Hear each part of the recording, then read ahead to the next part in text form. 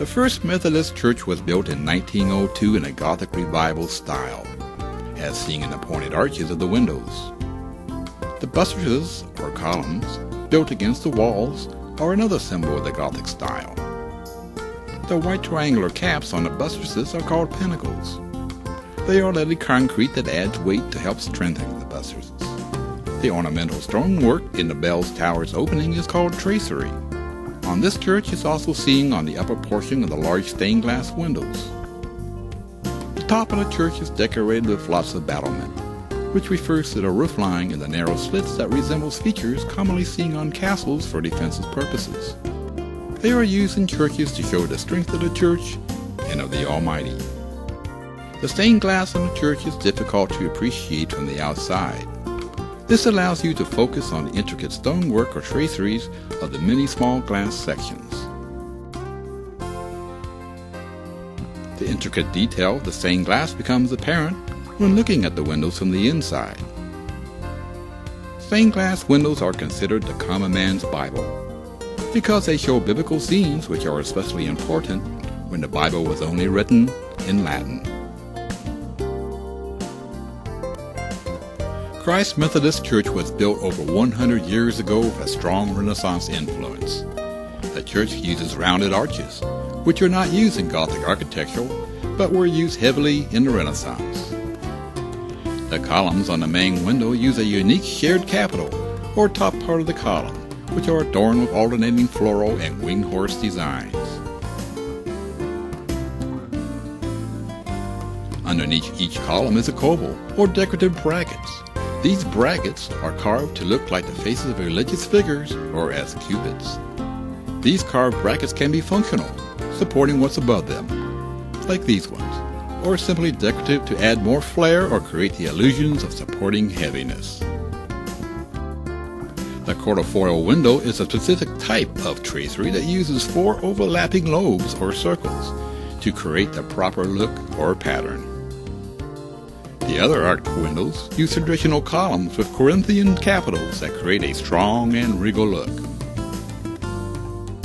While a regular stained glass window can only be fully enjoyed from the inside of the church, this gold and silver window allows anyone passing by to enjoy its beauty. The tower is very similar to a minaret, which is a type of tiered towers common in mosques. Because the tower is tiered and the upper level is octagonal, it's best described as a minaret. The church also has an arcade or long row of arches that support an open-air overhang, where people can stop during the day to escape the hot sun or a downpour. Saint Peter's Episcopal Church was built in 1899.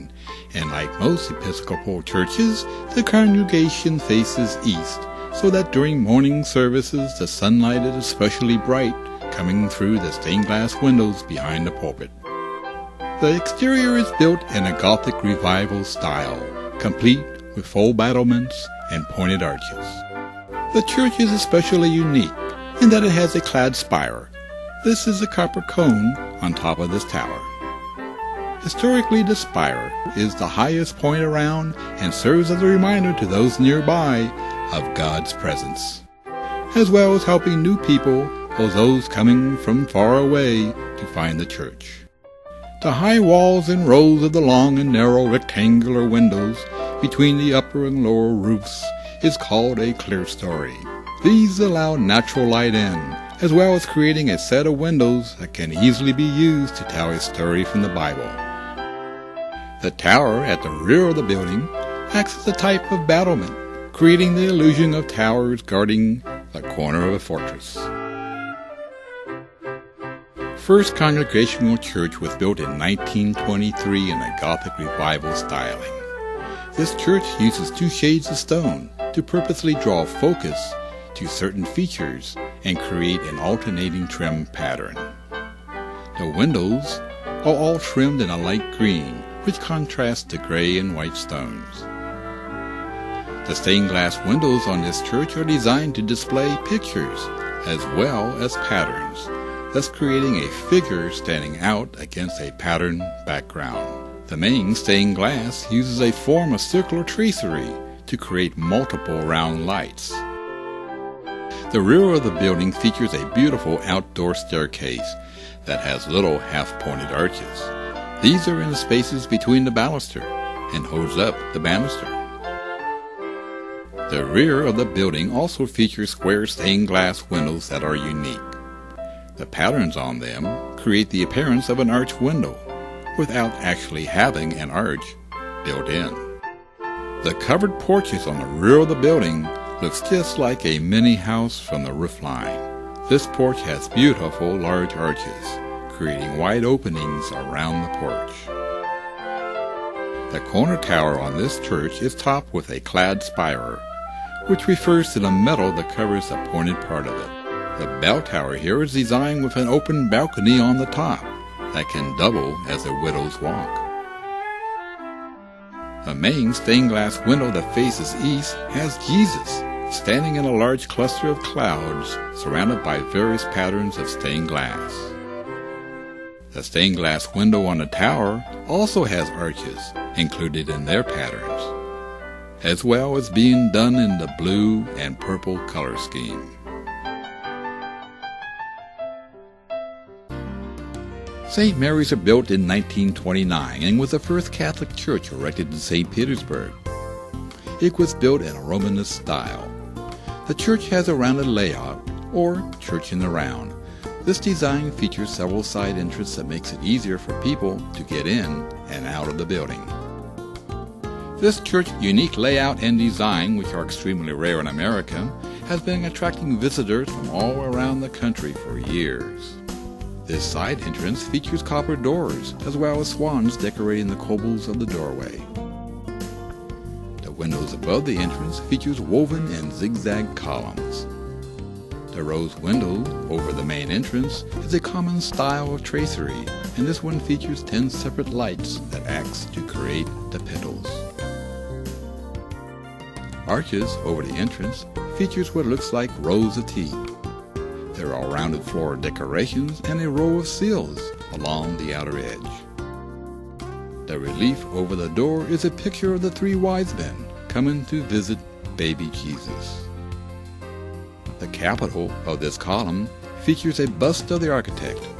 There is also griffins and gargoyles to help ward off evil spirits. The column around this doorway features a unique design, especially the woven columns with flowers between the weave. This stylized M is a symbol that represents the Virgin Mary, and since this church is called St. Mary's, the architect worked them in all over the building. The gutters are a perfect example of this. The dome on top of the building is called a cupola, which can be used as a lookout or simply for decoration. The rose window features a symbol of the Virgin Mary, as well as 9 other symbols of the church. The stained glass in this building was made in Italy and Germany and imported to America specifically for this church. Because the windows were made in Europe, they were unique to this church and are extremely beautiful. They are built using small pieces of colored glass to create an image. Only the faces and tiny details are painted. The altar contains relics of Saint Peregrine and is adorned in 24-karat gold decorations. St. Mary's Catholic Church.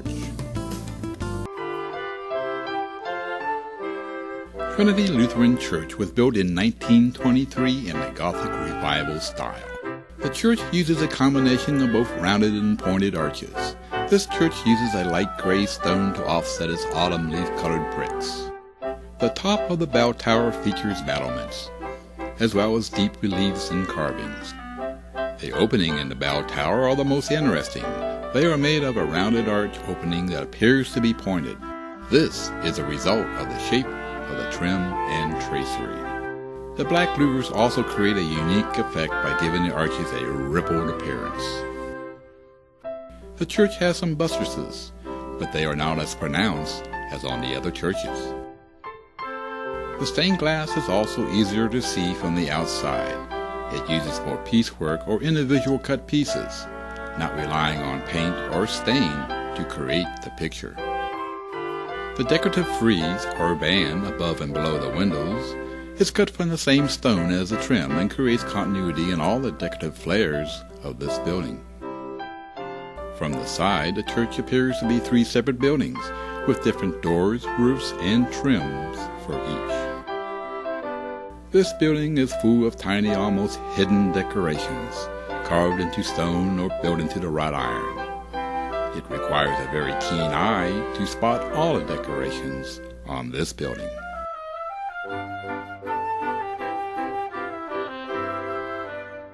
Albright United Methodist Church was built in 1952 with Renaissance influence. The church uses rounded arch windows with very ornate columns and carvings to add extra flair to the church. The rows of windows at the top of the tower is a common type of tracery found on many churches. The trim uses a smoothly polished white sandstone that creates the illusion of marble from a distance.